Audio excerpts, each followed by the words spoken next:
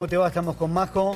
Soy Adrián, buen domingo. Muy buen día. Hola, ¿qué tal, Adrián? Majo, muy buenos días. Un abrazo y un saludo a toda la audiencia. ¿Cómo Bueno, va? tu principal expectativa, ¿dónde ponés la mirada? ¿Va a ser, como recién decía mi compañera, un debate distinto a los anteriores, donde van a poder moverse y donde no van a poder llevar machetes? No se va a poder leer.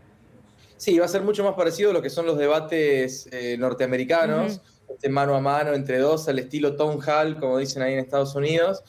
Va a ser bastante interesante como show televisivo, por lo menos. Ahora bien, hay que ver a quién beneficia esta situación, porque por supuesto que va a ser a su vez más desprolijo, si se Claro. quiere, que los otros debates, con esta cuestión de que se puede interrumpir, de que los micrófonos van a estar abiertos. Entonces, hay que ver esto a quién beneficia. A priori, por supuesto, se piensa que Massa tiene un mejor manejo de las cámaras, del lenguaje corporal, Sí. del discurso, la templanza, pero a medida que esto también se vaya de alguna manera enturbiando o desemprolijando, hay que ver si lo beneficia a él o a Milei, ¿no? Porque a medida Claro. que se vaya interrumpiendo y que se vaya complicando, es más difícil exponer con claridad las propuestas, Claro, ¿no? Que hay también es muy fuerte de Massa ese. eso, Gonzalo, ¿no?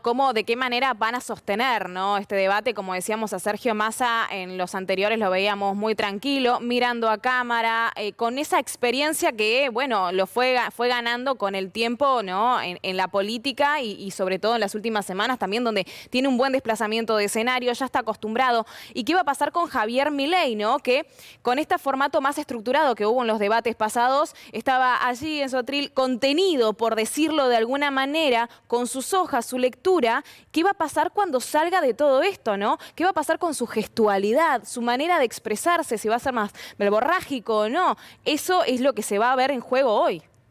Totalmente, es una incógnita porque nunca lo vimos, o sea, las veces que lo hemos visto debatir en un contexto mucho más libre fue en sus tiempos de panelista de televisión, cuando efectivamente siempre terminaba, o la gran mayoría de las veces, terminaba sacado, hablando en criollo, donde gritaba, se peleaba con el resto de los panelistas, se ponía muy nervioso. Bueno, hay que ver hoy, es realmente una incógnita cómo va a salir y cómo Sí. va a reaccionar. Yo creo que ahí están los dos grandes desafíos para uno y para el otro, ¿Y ¿no? Y la iba a Gonzalo? tener la templanza y para Massa poder exponer con claridad las Sí. propuestas, ¿no? Porque no tengo duda de que Massa va a mantener la templanza como lo viene haciendo, se nota muy confiado, muy tranquilo, muy calmado. La gran incógnita es cómo va a ser esto Milei y que además, bueno, los escuchaba a ustedes, no va a tener papeles, ¿no? Entonces eso Claro. también. De hecho, Gonzalo se lo vio así a Massa, ¿no? En la campaña, Massa, en esta campaña que vemos, la última, logró salir de la grieta. Él habló de unidad nacional. Me decía un dirigente de Unión por la Patria, Massa no insulta, dialoga y une. Esto es lo que, por lo menos, el desenvolvimiento que tuvo en los últimos días. Ahora, lo que cree el equipo de campaña de Unión por la Patria es que este debate va a ser decisivo, que van a apuntar a los indecisos. Decisivo, ¿por qué? Por los números de audiencia. Se esperan que entre los canales de noticias y los canales de aire lleguen a 50 puntos de rating. Por lo pronto, Massa va a hablarle a los indecisos y también esperan, y cierro con esto la pregunta, esperan agresividad de Milei. ¿Por qué el equipo de Massa espera agresividad de Milei? Porque no pueden plantear la campaña como la conocemos. A ver, los argumentos fuertes de la campaña electoral de La Libertad Avanza hoy no pueden desplegarla porque se unieron con Juntos por el Cambio, con el PRO, tuvieron que suavizarla. Entonces no les queda otra manera que agredir, como hizo Victoria Villarruel con Agustín Rossi el miércoles pasado. Sí, totalmente, con la diferencia también de que cuando Milei agrede es realmente muy agresivo.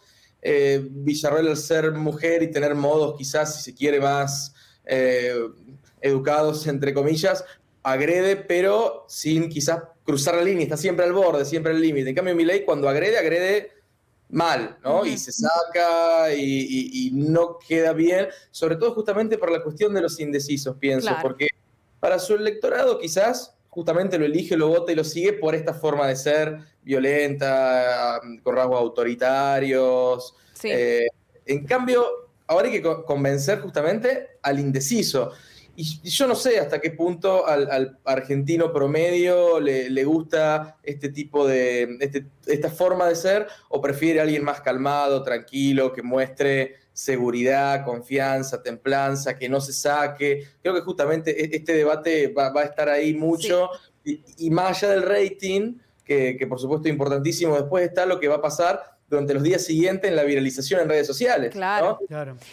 Ahí se juega inclusive un punto más. Seguramente ambos equipos de campaña editarán las partes que más les convenga para viralizarla en redes sociales, y acá también Massa corre con ventaja, porque por supuesto que en redes se viralizan mucho más cuando hay alguna especie de arrebato violento, de ataque de ira, ¿no? Entonces, bueno, hay que ver si él juega también un poco con esta situación respecto de su contrincante. Yo creo que este debate va a ser fundamental. Ustedes se acuerdan lo que fue el debate 2015 entre Macri y Scioli, en qué te han convertido, Daniel, el beso de Macri con Julián al final. Bueno, creo que tenemos que esperar en algún momento así frases icónicas. Que van a quedar en la historia. Exacto, sí. Así es, Gonzalo. Bueno, de esta manera, ¿no? Hablando un poco de Sergio Massa y hablando de Javier Milei, ¿no? Quiero poner esto también en la mesa, el tema de cómo uno se maneja, uno se comunica, ¿no? Uno siempre habla de la violencia no, agresivo sí. No, o sea, es lo que se nos educa por lo general, ¿no? Y que no lo vemos reflejado en Javier Milei en la manera que se expresa, y sobre todo las últimas semanas viéndolo también en los distintos programas, cómo sí. Se lo veía bastante alterado. Hablando de Sergio Massa, nuevamente estuvo en la Facultad de Derecho, hizo un reconocimiento del espacio y vamos a ver qué dijo. Estamos en la UBA, estamos recorriendo el lugar donde vamos a dar el debate para elegir presidente. Ya no es más un momento de hablar de candidatos, sino de elegir quién va a gobernar la Argentina los próximos 4 años.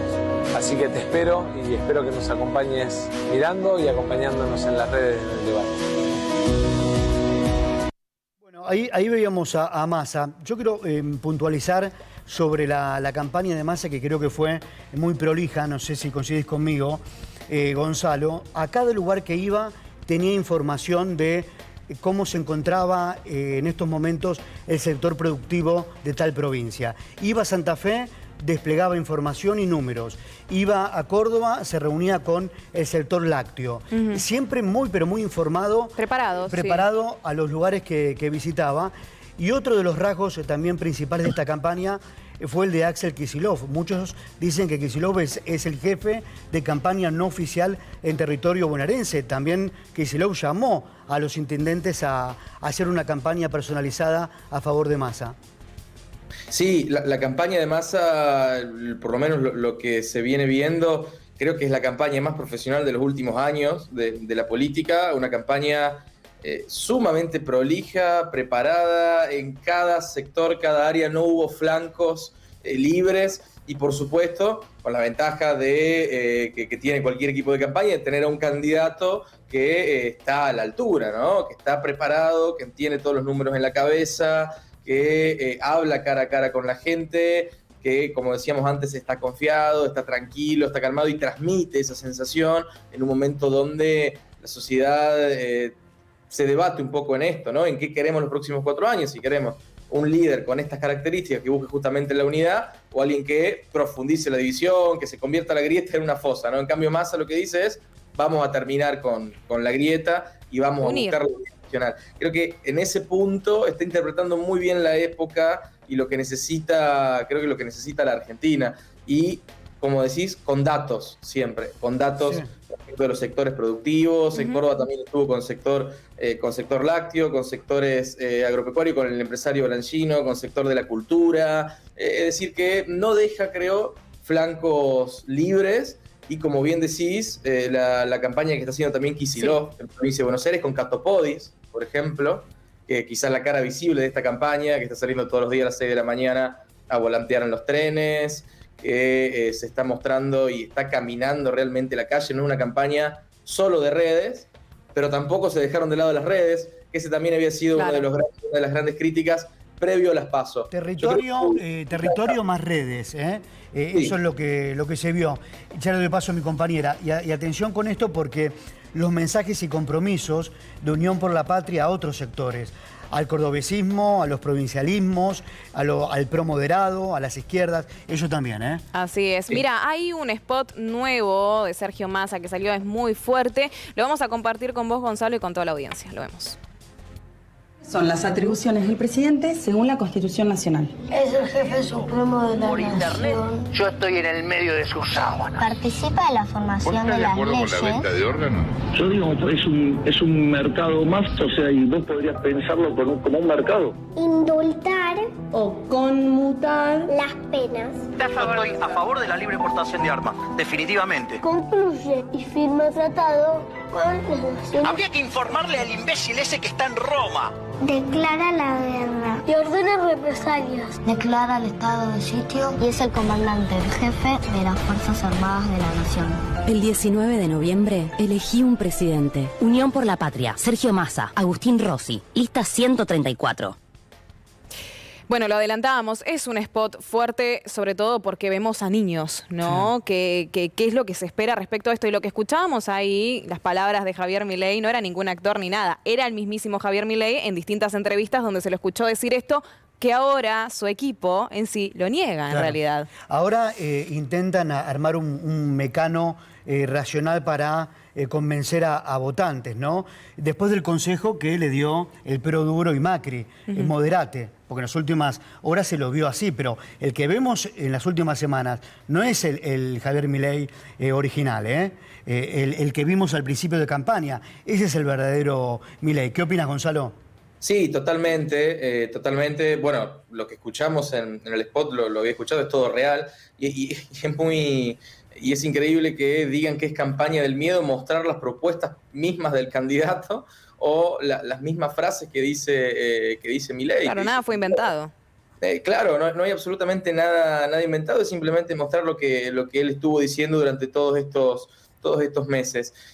Yo coincido con lo que decís de que en el último tiempo lo han tratado de moderar. Creo que no le sale bien que justamente la valía de él como candidato era que era auténtico y que conectaba con el enojo de un sector importante de los argentinos, con el 30%, que es el que lo votó en las PASO y en la general, el 29%, y conectaba de alguna forma con ese enojo, ¿no? Justamente por la autenticidad. Ahora, creo que la perdió a la autenticidad y eso se nota cuando alguien no está convencido de lo que dice, y más en política, de lo que dice y hace, y creo que le puede pasar algo parecido a lo que le pasó a Bullrich cuando de las PASO a las generales perdió su esencia, ¿no? Claro. No sabía muy bien en qué pararse, cómo pararse, qué decir. Sí.